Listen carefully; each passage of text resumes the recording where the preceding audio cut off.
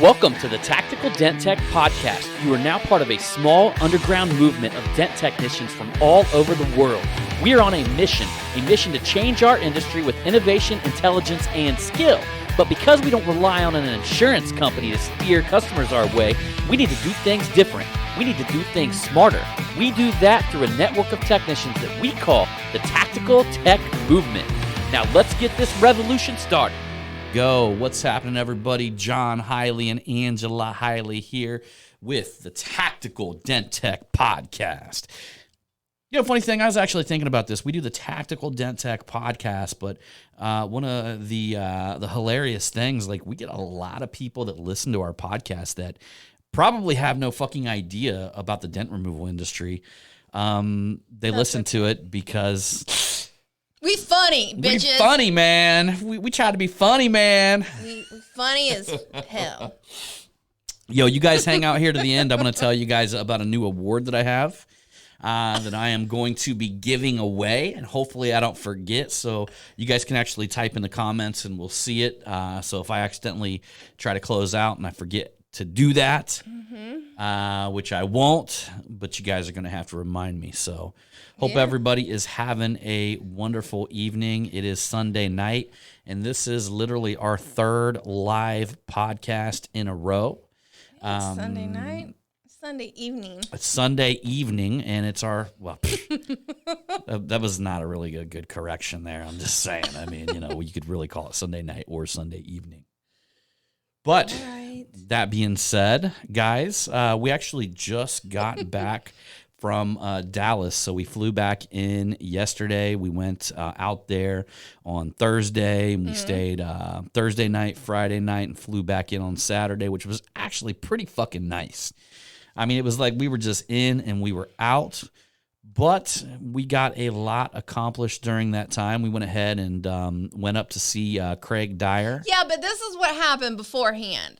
So our plane gets delayed because they had to do some maintenance, okay?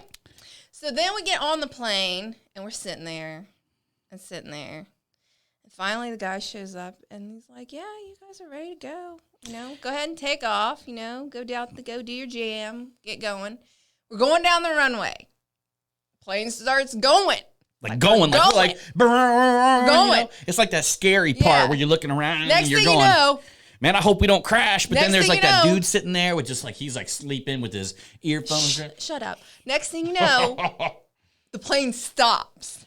Puts on its brakes. We turn around. We're going backwards. We're going back to where we originally were. Everybody in the plane's looking around. The captain's not saying anything. I'm like, oh, dear God.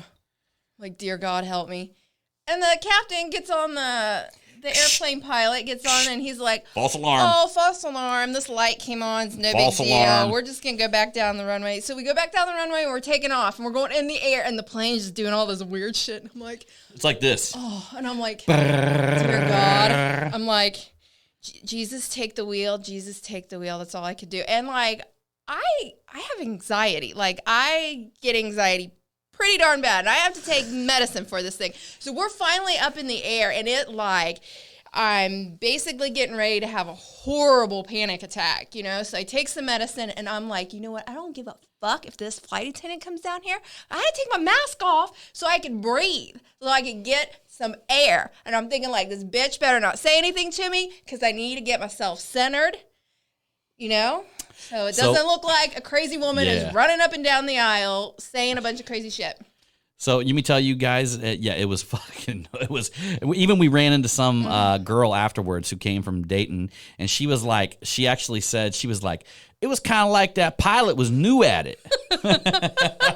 Everybody was thinking that. They're like, this is motherfucker's first flight? Because you got to think about that. There's always the first fucking flight. You know what I mean? Yeah. I mean, I'm sure that they train with each other and stuff like that, but maybe that was the first fucking time he ever had his hand on the wheel and he was the fucking one in control of shit. So it was fucking, it was fun. Yeah, I've never experienced anything like that flying. And it was so weird because, like, I talked to my dad, like, the day before we left. And I was like, oh, I love flying. It's just so much safer, you know? You just get up in the air and you go. And then that shit happens. And I'm just like, what the fuck? Yeah. It's just like, Jesus, take the wheel. Here's another funny thing, guys. Greg Hunter just said, nice hat. Well, Greg, while I was in Texas, I actually found the fucking coolest way to wear a mask. And it actually has a lot to do with your hat, because right here is a fucking automatic mask. So here I am walking around. I've got my hat. So for all you podcast listeners, it worked everywhere we went. Everywhere we went, everybody like literally. got a giggle. Everybody got a giggle. For all you podcast listeners, I literally just pull my hat off my head, and you can hear that I'm muffled right now. And I've got it over top of my nose, and I closed it in, and I'm just literally holding it over my face. Every place that I go says all you need is a fucking face covering. So you literally can just pull your hat, put it over your face, and walk the fuck in. Yeah. I actually had people laughing at me. So from behind the counter, I walked into a 7-Eleven and I just pulled, like, I literally forgot. And then when I got in there, the dude's like all, put his mask on and shit. I just pulled my hat off and stuck it on my face, and he just started laughing about it. And it worked. So, so it worked. But we made it to Texas, and the landing, by the way, was all fucking rattly and shit, too. So we make it to Texas. Which I guess he just was a newbie, but he could have at least let us know. He could have been like, listen, guys, I'm sure that would just calm us all down. No, but there was two pilots. There was a younger guy, and then there was an older guy. But if they could have just gave us a heads up, then we could have been like, okay, this makes perfect sense. People don't feel like they're going to die on this airplane. Mm-hmm. Because I'm thinking, like, if this plane takes off and then it crashes and I don't survive, I'm like, okay, I know Jonathan will be okay, but I'm like, who's going to take care of my dogs? Like, who's going to take care of my dogs? I kept thinking, like, who's going to take care of my Lily? My poor Lily's got a senior. I find that the senior worst citizen, and she's got a freaking pacemaker. I'm like, I find the worst thing to think about is what's going to happen if you die. You know what I mean? Like, that's like where you've done went and your mind's went into a fucked up place. Where you're sitting there thinking, like, you're like, oh, who did I put in my will again? All right. Oh shit. Who's going to take care of my dogs? Lily. Oh take no! Care of my girl. What about my pet fish? Oh shit!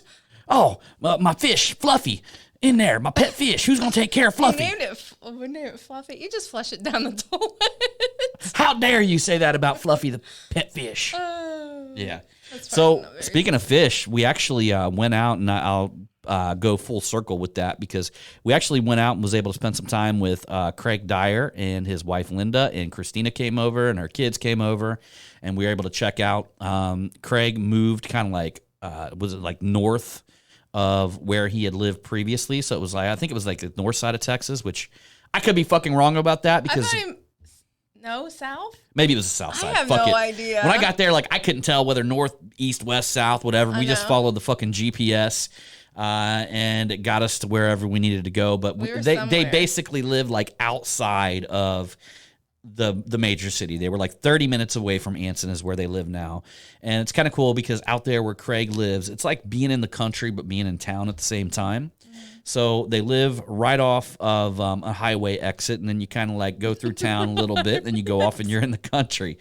And so we actually got a chance to go there, and we went to probably one of the best fucking barbecue places I've ever been to in my life. I thought I was going to die because of the heat. Yeah, see, that's the thing about me and her. Like, she can't handle the heat. I can't handle the heat and like I that. can fucking live in that shit. I could literally live in Jamaica, man. I could live in fucking Jamaica. I thought I seriously was going to die. I mean, it was like 10 o'clock at night, and it's 90 degrees outside still. And I don't even feel that shit. Like, I'm people acting like they're going to pass out and My shit. body I'm like, can't cool down. shit. I'm like, this kind of feels good, And then you it know? was like 110 degrees outside one day, and I'm like... But I'm a little bitch in the wintertime. I'm like a little bitch in the wintertime, man. I'm like, oh, God, is it too cold? And you're like, oh, it's 50 degrees. And I'm like, fuck me. Nah. I'm like them people in Florida that come up to like 70-degree weather, and they're like, oh, I need a coat. You know, it's like, and they just totally bitch the whole time, like in any type of weather that's anything other than warm. That's me in I got cold my weather. snow boots on, a sweatshirt, and some shorts, and I'm out there shoveling the driveway. Yeah.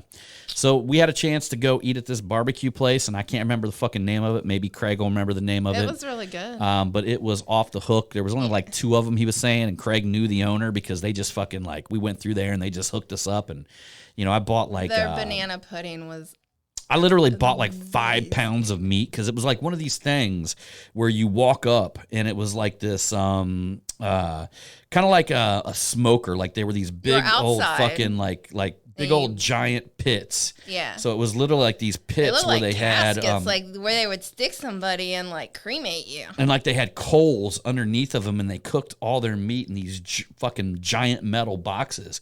And by the time you actually got up to pick out your meat, you would just pick out and you would tell them like, whatever. I wanted this much of the brisket. I wanted so many pounds of the chicken, so many pounds of the ribs. Their sausage was the best. Yeah, it was. They had jalapeno sausage. She loves my sausage. Shut up, John. Oh, dear God. Well, I'm supposed to. We are married. Right. I mean, if I say I didn't like your sausage, there would be something wrong. Yeah, that's true. But I hate it that we just went there when we're talking about food, because now all y'all are going to be thinking about my sausage. She's a pervert. I'm not a pervert. All right. So that being said, Just a little dirty-minded. I basically ordered like a whole like plate of all this fucking meat just piled up on it, and they let you grab the barbecue sauce. They gave you like free beans and shit, and like got your side items and all that stuff.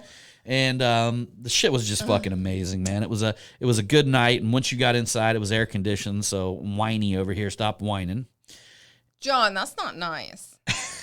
And my body doesn't. I thought I was gonna have to heat. carry her in, like fireman carry her in, after like 5 minutes of sitting out in the heat. Well, I think what it is like when it's so hot outside, I feel like I'm suffocating, and when I feel like I'm suffocating, unfortunately, the anxiety wants to kick in, and it's just like it just doesn't go well with me, unfortunately. And then Craig, he ended up taking us over to Old Town, which is outside of his little city. I can't remember the name of it, but it's literally a place called Old Town.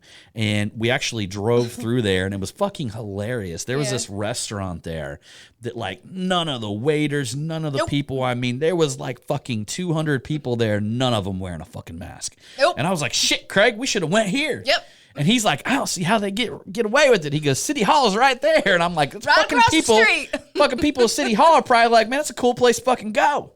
Because I ain't got to wear a fucking mask over my face. Yeah. We don't give a fuck. I'm a fucking savage motherfucker. Give me COVID. Shit. Give a fuck. Scared of no fucking cold. Aggressive cold. An aggressive cold. We've all been sick like that before. Hell yeah, we have. Hell yeah, we have. Just gotta, tough it up. Yeah, I know I can't remember shit, John Thompson. You're right, dude.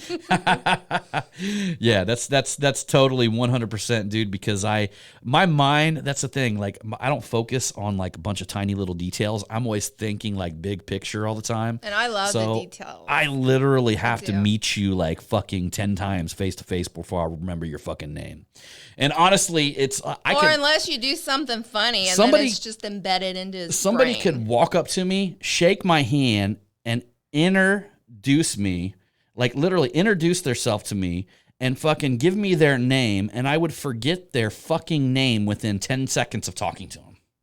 Hey, it looks like Aaron right now's got COVID, and he's saying it ain't shit. It ain't shit, son. It ain't shit. I've got COVID. It ain't shit. Here's the thing. Okay, like hell yeah, Aaron. Here's the thing. Beat that fucking shit, son. We all get sick. Okay, we all get sick, and what it is some people will get sick worse than other people.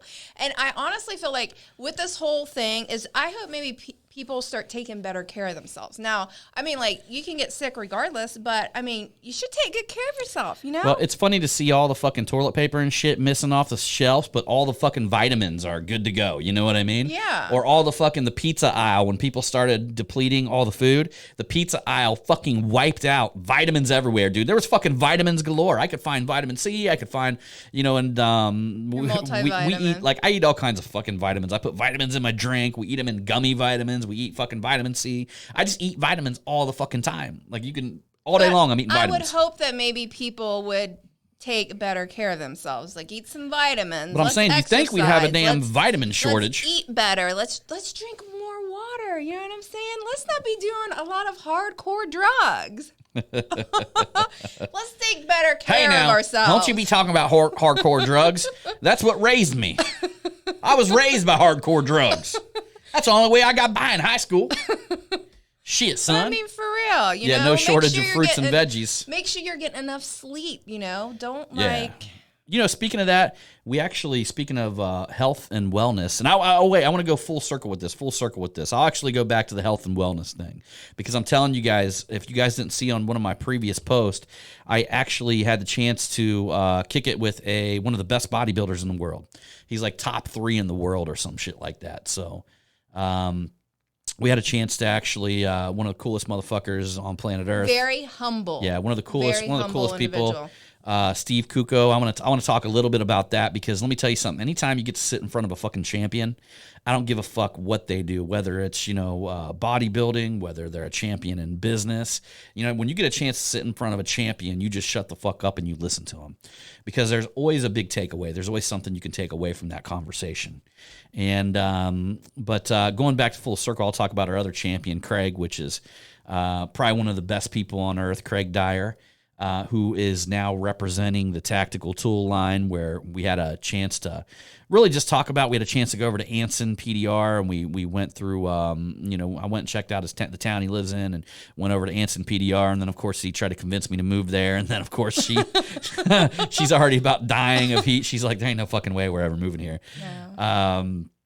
But we actually, so we checked out the new Anson building where it was being built. We checked out how the walls were getting ready to go up. It's going to be fucking beautiful. It's going to be insane.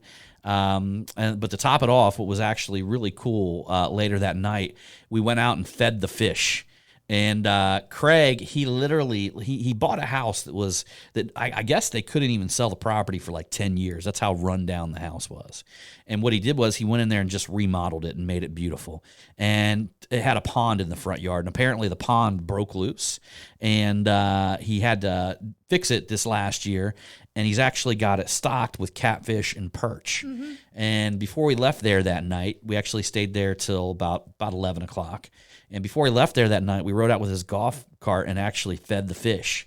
And it was crazy. It was like you would throw in a thing of this floating fish food, and these catfish would look like piranhas just coming up. Yeah. And you could see he actually had an albino catfish in there, and occasionally you would see it come up, And he'd throw some along the edge for the perch. And just a cool experience, just one of the better experiences, one of the cool experiences. Actually, the whole trip was a great experience for me. She would get hot, and then I would be like, good to go. Everything was all. Just couldn't handle the heat. Yeah, couldn't do it. So going back full circle to the reason why we flew out there, I was going out to the Apex Mastermind. I think I talked about that last week.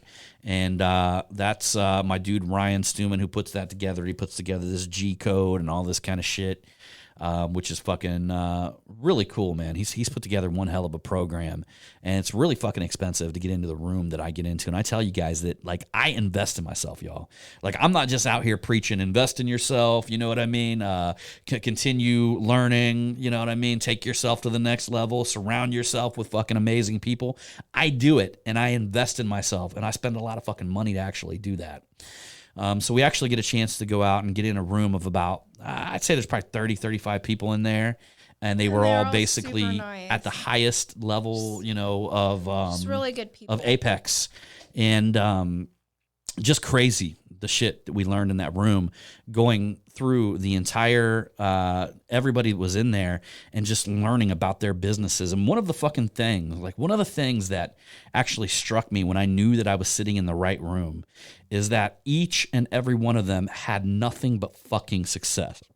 I mean, nothing but success. I mean, there may have been one or two people that were down a little bit. So one of the dudes that was in there, he actually sells T-shirts and he sells all kinds of shit, hats. He's the one, if you guys seen the fuck mask that I had on, he sells them, but he sells them in mass quantity, right? So they're actually labeled like one of the 50th biggest companies in the world that does apparel. And the only reason he's down this year is because he supplies Facebook and Google with their T-shirts. And they're not working or they're not having events, so they're not making them big orders right now, right? But that's the only reason he was a smidge down. We actually had a lady in there who literally owned a trucking company, and her company was called Mother Trucker. Mm-hmm. And it was this lady in there, and they are fucking killing it, expanding every which way. But the common theme sitting in that room and hearing each and everyone talk about is they all fucking killing it, right? Here's the next common theme. Each and every one of them was investing in themselves at a high level, okay? And like, for instance, there's a doctor in there who works in stem cell research, and this dude was fucking phenomenal, actually, just phenomenal to listen to, all of the different things that they're figuring out and all of this shit. And he actually said that, well, I guess I better not tell this story, right? No, I wouldn't. Yeah, better not tell this story, but let's just say the government is fucking us. The government, the government is fucking us once again, guys. Let's just say that, okay? That's not surprising at all. That's not surprising, right? But what is he doing? He's out there fucking killing it, right? He's marketing. He's doing his shit, right? And we actually, again, we had the chance to, so Steve, after lunch, Steve Kuko came in, and he's one of the top 3 bodybuilders in the world. Originally from Detroit, Michigan. Just a very humble individual. You know, very humble good individual. energy, just a good guy. And we actually had a chance to talk to him not only about what it takes, like the mindset of being a winner. And one of the things that actually stuck out when we were talking to him about having the mindset of a winner was that he would literally like tune people out that were bringing negativity into his life. You know what I mean? Like if people had a negative impact on his life, he would literally get them out of his life. Okay. And, you know, that's one of the things that I think we all need to respectfully purge from time and time again, right? Is who are the people that we're allowing in our space, and are they adding value to our life, or are they actually decreasing value from our life? And here's the thing. It's like sometimes we give these people chances. Like we'll give them another chance. And then and what it is we're making up excuses. Well, sometimes it's cool to love people from a distance as well. Oh, yeah, absolutely. You know, to love people from a distance. And one of the things that I do, like whenever I do any activity, the one thing that, like my biggest observation when it comes to like any activity, or whenever I meet somebody face to face, or whenever I'm talking to somebody, the one thing that I reflect on after each one of these moments is, did that situation fuel me with energy, or did it take energy away from me? So I try to be super self-aware and try to like really just feel how I feel after these moments, because that will tell me more than anything that was said.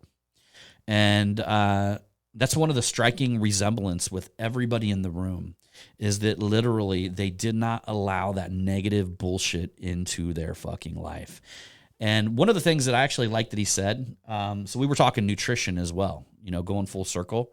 You know, we were talking nutrition. Did you want to say something? Yeah. Go ahead. I'll let you go. But there was also another key point that everybody else, and Ryan pointed this out, like everybody that was in there, like we all basically kind of came from nothing and, you know, went out there and hustled, went out there and like made something out of ourselves. Nobody in that room was ever given like a silver spoon. So basically, nobody in that room had a silver spoon up their ass. Yeah. And that is so inspiring. Like, I absolutely loved sitting there and listening and hearing everybody's story, because I'm like, this is so fucking awesome. Like, I wish more of that was out there these days. Do you know what I'm saying? Because it's like when people see somebody at a certain point in their life and they're actually like, they have made it, they're just like, they don't realize where they came from and what it took to be able to get to that point. Yeah, so I want to say a lot of people just think like when they see somebody at the top that they just fucking lucked out or something like that. Well, luck let's not say luck. Let's just say success leaves clues. Okay, so if you look at everybody inside of that room, and everybody inside of that room was fucking wildly successful. I mean, they had to be if they were going to invest that much money in themselves on a yearly basis, right? And so literally everybody in that room was wildly successful, and each one of them left the exact same clues, okay? And the interesting thing about it is a lot of them were on pursuit for a lot of the things that I've obtained over the last 6 months. and a lot of people were on that pursuit, because you got guys that are people that are making, millions of dollars a year, and they're still copying and pasting shit, you know what I mean? And doing like small little meaningless tasks. So they feel like all day long they're working from fucking, 4 a.m. till midnight, right? And then you've got people that have kind of figured it out, right? So I would say that would be the only thing, but everybody was on that path. Everybody was on that journey to, of freedom, really. I mean, ideally, at the end of the day, what is money and what is success worth if you can't live the life that you want to live? Yeah. And so I believe that either people in that room were achieving that, or they were there purely for that fucking reason, right? Yeah. So they were there just purely to say, how can I live the life of my dreams? Because as entrepreneurs, a lot of you guys know this. Almost everybody who listens to me, I would say, is some sort of entrepreneur. But we get addicted to the process. And sometimes the process stops serving us, right? And then sometimes when you get to a certain level, the process totally fucking changes, right? Yeah. So I couldn't live today like I lived in the past, where I was running from phone call to phone call to phone call and answering and booking jobs and all this kind of shit and doing all this stuff on my own, and going out and running and working and driving over town for like, $200, $300, $400, right? I can't live like that. So I had to actually change shit. And at first it's fucking scary, because you're like, okay, well, if I change the way that I am, and this is what got me here, right? So this is what got me here. So if I change that, am I going to lose everything? But at some point you got to realize what's serving you and what's not serving you, and what's going to take you to the next level is not what got you to where you're at now. So, I mean, unless you are at the next level, what's going to take you there is not what got you to where you're at today.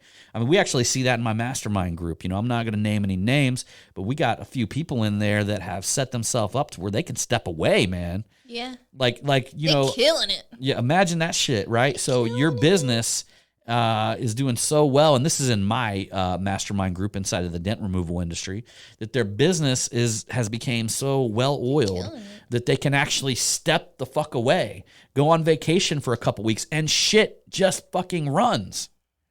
I mean, that's the dream of every entrepreneur. That's where we all want to be. You know what I mean?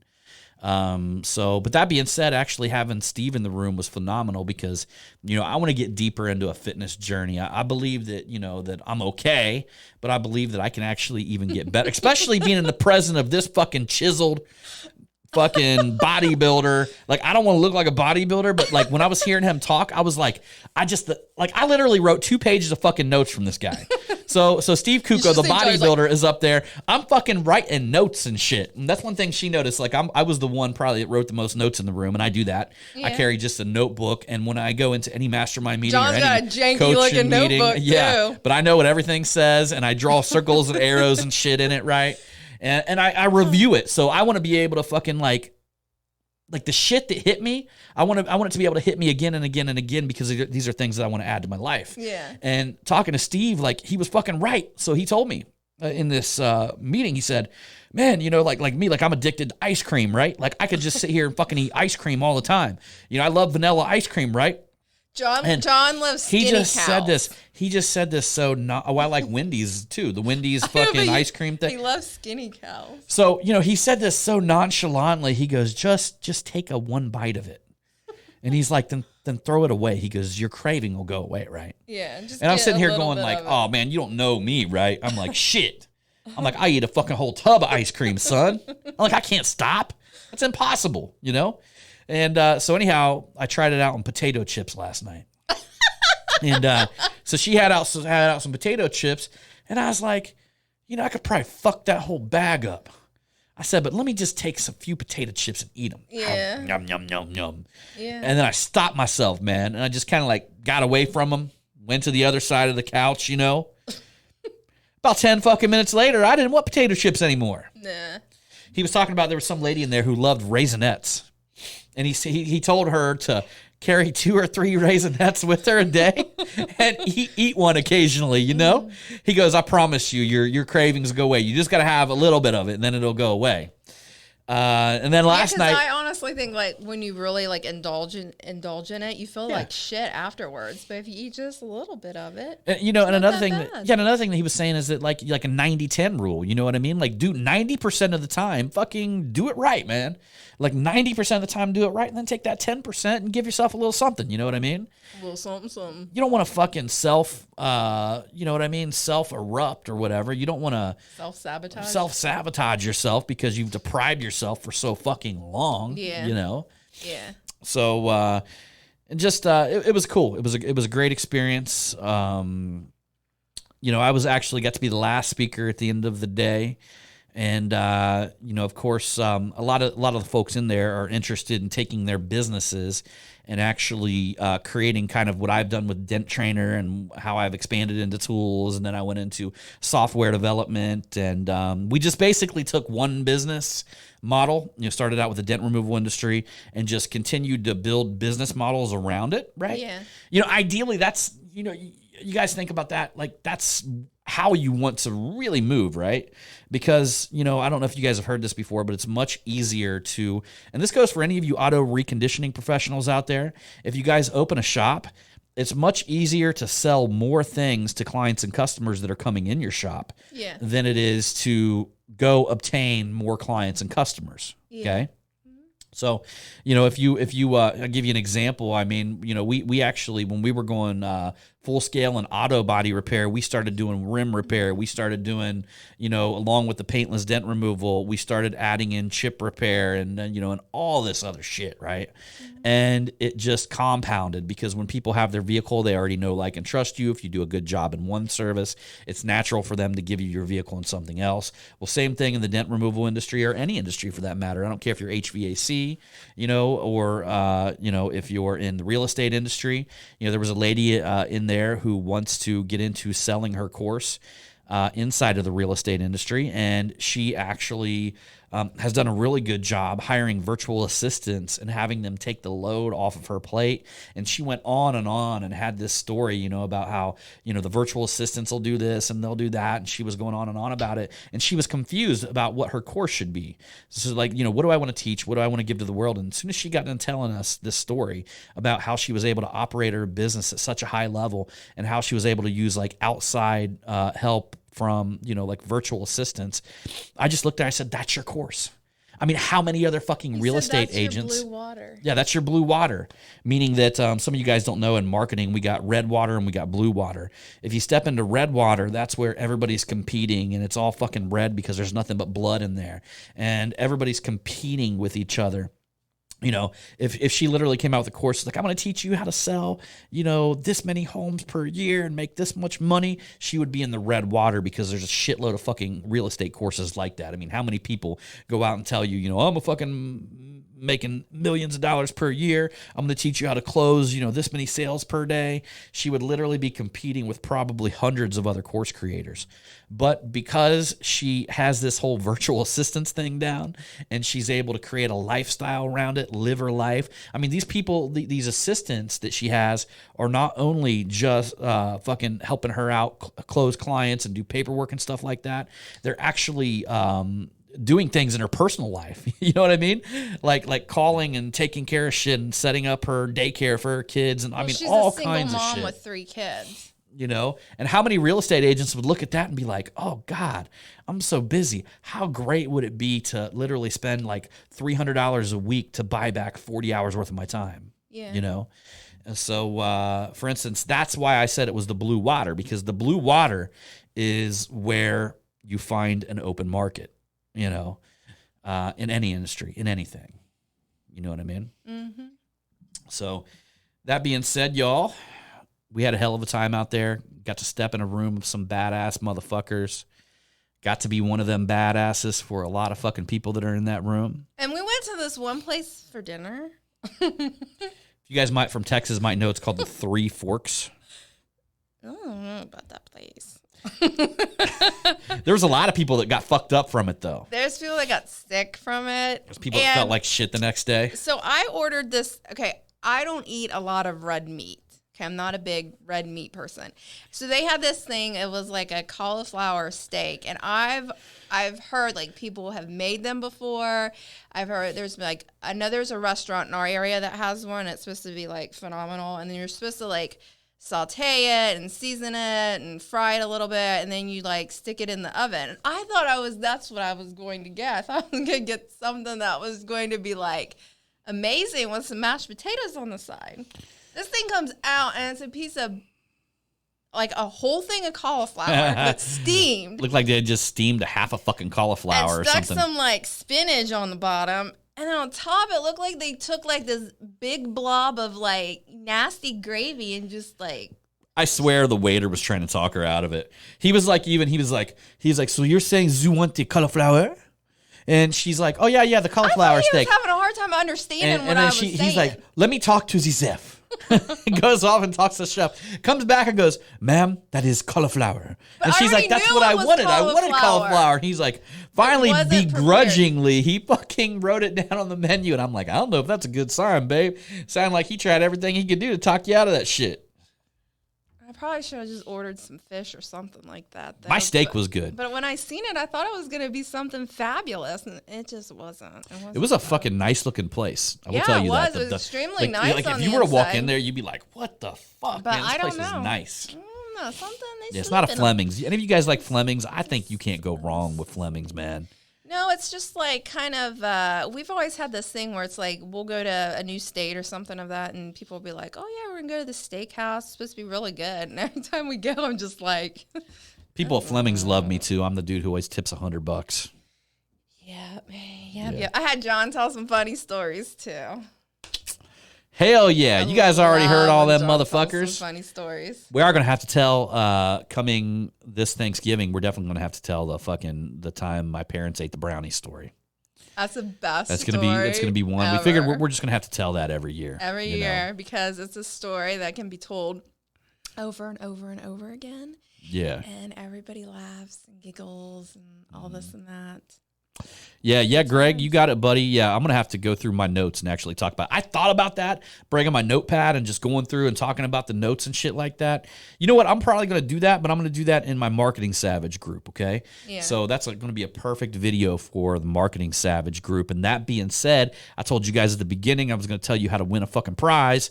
Well, inside of the Marketing Savage group, and don't fucking go in there unless you like marketing, because I'm not going to tolerate any bullshit in that group, all right? So straight up professional. I'm not going to tolerate fucking fights. I'm not going to fucking start fights in there. I'm not going to talk about politics. What? That's what you were doing when we were at the airport. John was letting out these horrible farts. Horrible farts. Like, it smelled like he shit himself. I'm like, why are you doing this? I'm like, can't you just wait till we get our boarding passes and check in our My bag? belly hurt. And then we can go. Because I thought, like, when we were standing over there up at the counter, that, like, the gentleman was going to think it was me. And John was trying to blame it on me. He was like, dear Lord, honey, don't be doing that. And I'm like, that was a bad one, too.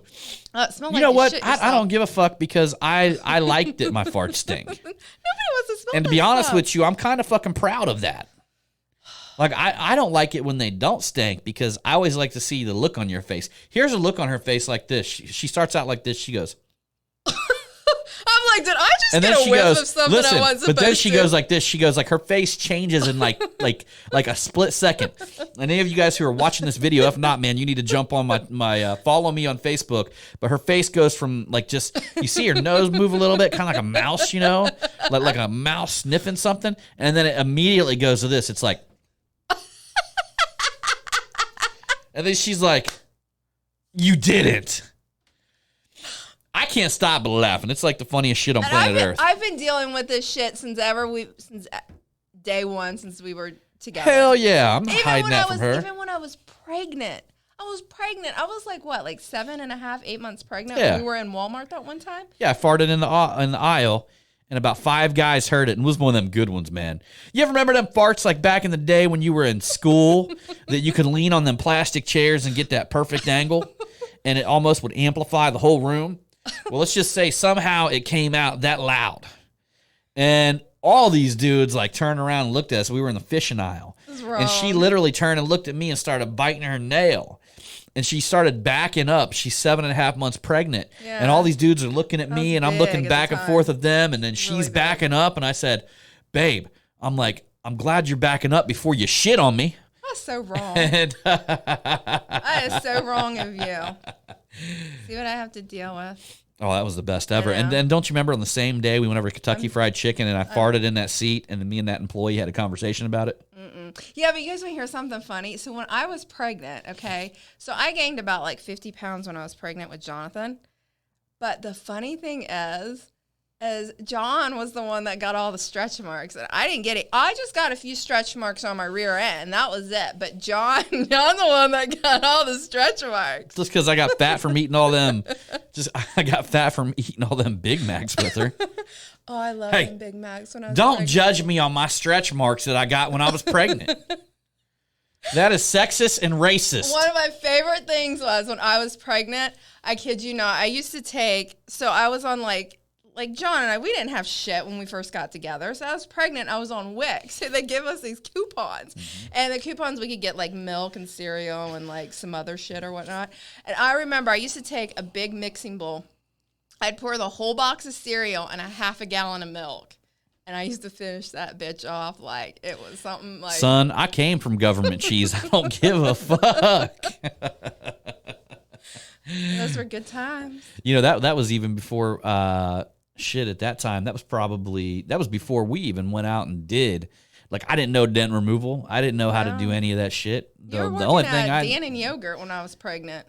But I was working for like a temp agency, so it's not like I was like this hired yogurt, directly or something. Like all this yogurt, and when I was, I like yogurt a little bit, but like it used to like turn my stomach. And John would bring all this yogurt, and I'm just like, oh, this shit's so fucking nasty. And he'd be like eating it. He's like, ooh, this is a little bit of creme. You know what this though? This stuff is so good. I want to point something out to you guys here. Okay, I want to point something out to you guys here. It's something I just thought of, and this is maybe me bragging on myself a little bit, but this is more than that. This is more like, you know, whatever you do in one arena or one area of life, you're going to do it in another area, okay? So when I worked at Dan and Yogurt, and I was working there second shift, during second shift was literally you would finish the run from first shift. So first shift would start a run. You would finish that, and then you would clean the fucking machine, right? And then you would start the run for second shift, okay? So literally was for third shift. So literally like in second shift, there was like 5 hours worth of cleaning. I had the cleanest motherfucking machine in that place. Like I may have only been making $10 an hour, whatever I was making at that time, but I had the cleanest fucking machine in that place. Because when I went in there, I didn't give a fuck and the same way, when I was a manager at a car wash, I ran that bitch like it was my own. You know what I mean? I turned it into a fucking $1 million operation.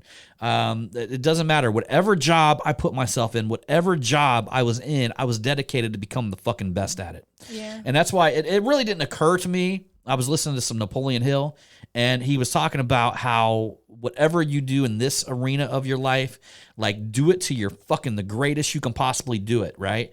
Because that's going to like set you up for success. And literally what that is you training yourself to be fucking good and great at no matter what, you know, lands on your plate. And I had the baddest, cleanest fucking machine in that entire fucking place. I'm glad I lost the job, you know, because I probably wouldn't be sitting here with you today. Because literally, you know, we got to think about that like a dream in the past, like my dream. And this is why your dreams change. Like I'm living our dream now, but now I've got a new dream. Okay. You're always going to have a new fucking dream. Mm-hmm. And because we're always growing as human beings, right? But back then, my dream was to become a full-time employee at Dan and Yogurt, you know? I was fucking 18 years old, however old I was to become a full-time employee there because they pay you, you know, I think at the time it was like $17 an hour. Now I can't even fuel my fucking airplane with that, you know? We don't have an airplane yet. Yet. I like that. Yet. But the thing was, though, even though, like, you were working at Dan Yogurt, John, you worked a lot of overtime, and he bought me everything that I wanted for the baby. I worked every bit of overtime they would give me. Yeah. I mean, I was probably working like, 80 hours a week? Mm-hmm. Like 80 hours a week. So, Man, that's the way you got to do it, though, guys. You got to get in the habit of being the fucking, I don't give a fuck if you're cleaning toilets. Be the best fucking toilet cleaner on planet Earth. I know a lot of you guys listen to this, may or may not, be cleaning toilets. Probably not. It's a Tactical Dent Tech podcast. But like I said, there's a lot of fucking people. I was very surprised, people that I go from high school listen to it. And I'm always surprised, the different types of listeners that we get, being that it's a dent removal podcast. And that being said, if you guys haven't checked it out as well, I also got the Marketing Revolution podcast. So I started firing that back up. I also got the live video inside of the Marketing Savage group. And what I was going to tell you is that you can actually win. So every Monday, I pick a Marketing Savage, so an individual, and Crystal Elson got it last week. I love Crystal. I don't think it was on Monday, though, because I just came up with the idea sometime in the middle of the week, and I put it together. She's one of my Midwest girls. Yep. So tomorrow, I'm going to pick a new Marketing Savage. I'm going to drop it in the group. But at the end of the month, the individuals who contribute the most to the group, Facebook actually shows the top contributors, and I am going to be engraving a plaque for the top contributors every month with their name on it. It's going to be a nice glass plaque. So any of you guys who haven't became members of the group, it's free. Sign up and get on over there. I'm just telling you guys, if you're not doing it, you're missing out on some of this fucking marketing knowledge. Don't be surprised if the person across town from you or the person that's, you know what I mean, is learning this shit, and you definitely want to fucking learn this shit. And if they're not learning it, you want to learn it because you're going to be 10 steps ahead. Mm-hmm. I mean, I'm to the point now where I'm getting ready to do a video where I just light my fucking business plan on fire and teach you how to make a real fucking marketing plan. So, anyhow, guys, that's it for tonight. You got anything else you want to say? Let me think. Not really. I don't think so. I think we told a funny story. I love always telling funny stories because we always have some really good ones. We really do. Yeah. So anyhow, y'all, we appreciate you. And as usual, we're going to see you on that next one. And remember, it's all about the motherfucking hustle. I'm bringing that bitch back. Hell yeah.